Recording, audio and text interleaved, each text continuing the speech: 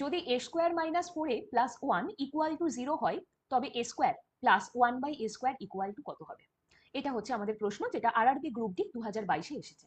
Given কন্ডিশনটা কি আছে দেখো, a square minus 4a plus 1 equal to 0। আমরা কি করব, এই গিভেন কন্ডিশনের both side, left hand side এবং রাইট হ্যান্ড সাইড দুটোকেই a দিয়ে ডিভাইড করব। তাহলে কি হবে, a স্কোয়ারকে যদি আমরা a দিয়ে ডিভাইড করি তাহলে শুধু a হবে, minus 4a divided by a মানে minus 4 and plus 1/a। Right hand side জিরোকে তুমি যাই দিয়েই ডিভাইড করো অলওয়েজ জিরো হবে। তাহলে এখানে a প্লাস 1/a এর ভ্যালু আমরা কত পেলাম, 4 পেলাম। ঠিক তো? এখান থেকে একটা শর্টকাট ফর্মুলা আমরা অ্যাপ্লাই করব, কি সেটা, যদি a plus 1/a equal to p হয়, p মানে যে কোনো একটা নিউমেরিক্যাল ভ্যালুকে বলা হচ্ছে, তাহলে ডাইরেক্টলি আমরা এখান থেকে বলতে পারি a square plus 1/a square হয়ে যাবে p square minus 2। a square plus b স্কোয়ারের ফর্মুলা থেকে এটা এসেছে।